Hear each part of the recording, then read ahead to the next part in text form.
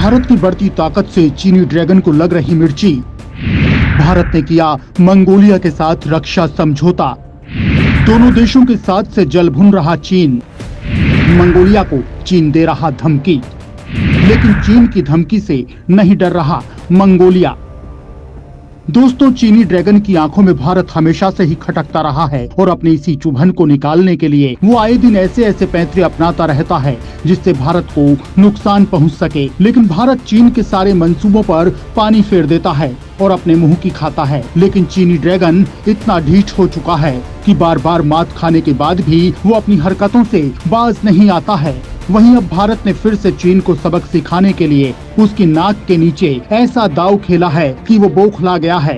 वो गुस्से में लाल हो रहा है। उसे समझ नहीं आ रहा कि वो क्या करे। चीन की ये हालत देखकर पाकिस्तान भी चुपचाप एक कोने में दुबक कर बैठ गया, क्योंकि वो जानता है कि जब चीन जैसा देश ही भारत का कुछ नहीं कर पाया तो उसकी भारत के आगे क्या औकात है।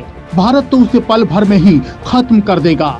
दरअसल भारत ने मंगोलिया के साथ रक्षा समझौता किया है, जिसके बारे में जानने के बाद चीन पूरी तरह से गुस्से में पागल हो गया है।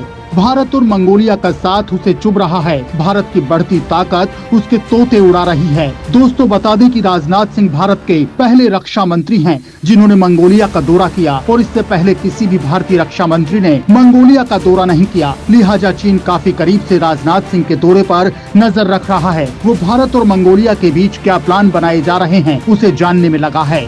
क्या है भारत और मंगोलिया के बीच रक्षा समझौता? क्यों चीन को दोनों देशों का साथ अखर रहा है?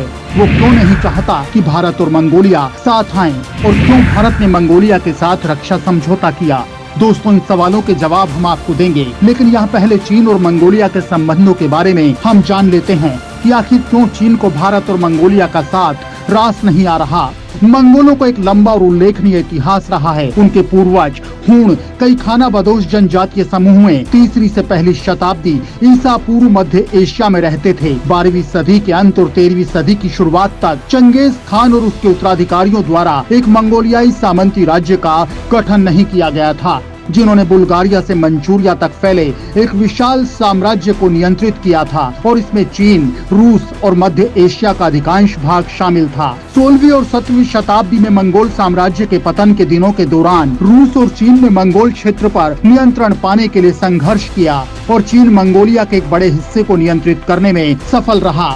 जिस भाग पर चीन ने कब्जा किया था उसे इन पर मंगोलिया के रूप में जाना जाता था, और बाकी का शेष भाग एक स्वतंत्र राष्ट्र बन गया, जिसे मंगोलियाई पीपल्स रिपब्लिक के रूप में जाना जाता है। रूस और चीन के बीच स्थित होने के कारण मंगोल पर उससे ज्यादा उसके शक्तिशाली पड़ोसियों चीन और रूस का साल 1691 से 1921 के बीच प्रभुत्व रहा है। साल 1921 में सोवियत संघ की मदद से मंगोलिया ने चीन से आजादी हासिल की थी, लेकिन उसके बाद मंगोलिया को सोवियत संघ नियंत्रित करने लगा। हालांकि मंगोलिया फिर भी स्वतंत्र राज्य बना रहा, लेकिन सोवियत संघ ही इसके शासन और प्रशासन को नियंत्रित करता था। वहीं दूसरी तरफ चीन ने अभी तक मंगोलिया को एक स्वतंत्र देश के तौर पर मान्यता नहीं दी थी, लेकिन फिर साल 2002 में चीन ने मंगोलिया को एक स्वतंत्र देश के तौर पर मान्यता दी। हालांकि चीन ने मंगोलिया में भारी व्यापारिक भागीदारी को बढ़ाया और कई चीनी कंपनियां मंगोलिया से ही संचालित होती हैं, लेकिन चीन नहीं चाहता कि भारत और मंगोलिया करीब आएं। वो हमेशा से ही मंगोलिया पर इस बार को लेकर धमकाता आया है कि वो भारत के करीब ना जाए। चीन नहीं चाहता कि मंगोलिया भारत के साथ किसी भी तरह का समझौता करे। साल 2016 में मंगोलिया को चीन ने भारत से मदद लेने पर चेतावनी तक दी। उस समय मंगोलिया ने आर्थिक परेशानियों के चलते भारत से मदद मांगी थी। चीन की तरफ से मंगोलिया से आने वाले सामान पर बहुत ज्यादा टैरिफ लगा दिया गया था। इससे परेशान होकर मंगोलिया भारत के पास आया था।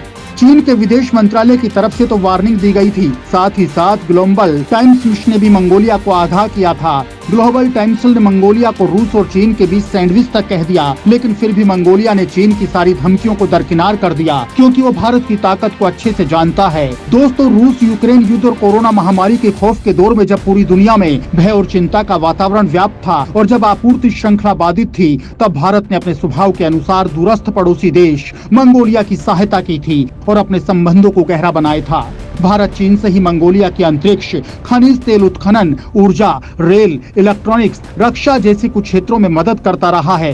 भारत ने मंगोलिया में 1 अरब अमेरिकी डॉलर की लागत से एक तेल शोधन परियोजना की शुरुआत की, जो साल 2022 के अंत तक पूरी हो जाएगी। दोस्तों, भारत और मंगोलिया के बीच हमेशा से ही ऐतिहासिक संबंध रहे हैं और बौद्ध विरासत की वजह से मंगोलिया हमेशा से भारत के साथ आध्यात्मिक संबंध होने की बात करता रहा है।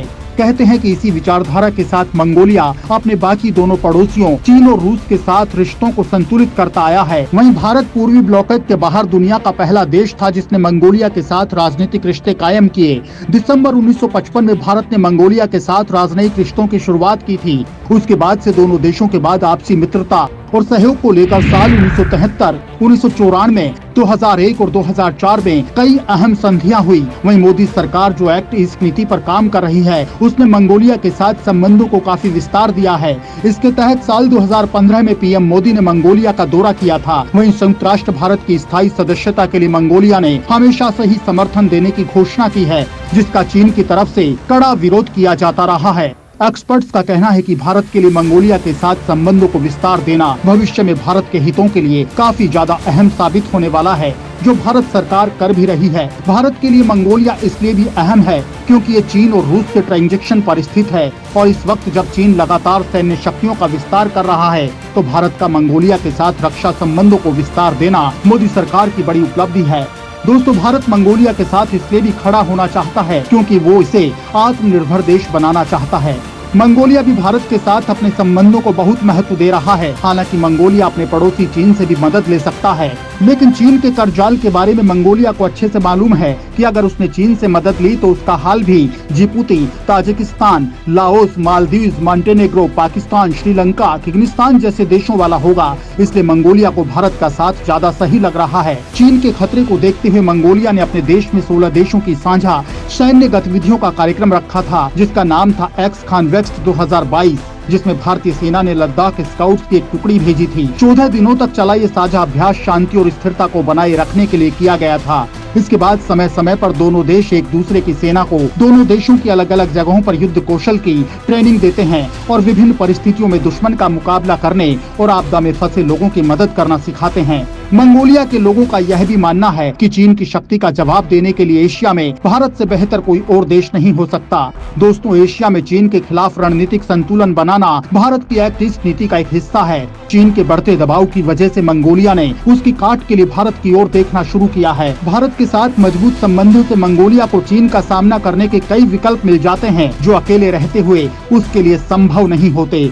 वहीं अब रक्षा मंत्री राजनाथ सिंह के मंगोलिया दौरे को विशेषज्ञ एक खास दौरा करार दे रहे हैं। रक्षा विशेषज्ञों की माने तो राजनाथ सिंह ऐसे समय में मंगोलिया गए हैं जब चीन लगातार अपनी सैन्य गतिविधियों को ताइवान के आसपास बढ़ा रहा है। इसके अलावा पूर्वी लद्दाख में भी तनाव गहराता जा रहा है और अब यहाँ पर चीन हवाई सीमा का भी उल्लंघन करने लगा है। इसके अलावा लद्दाख से पेंगोंग झील के करीब चीन ने सर्विलांस रडार तक तैनात कर दिए हैं। ऐसे में भारत का चीन के करीबी देशों के साथ रिश्ते मजबूत रहना बहुत जरूरी हो गया है।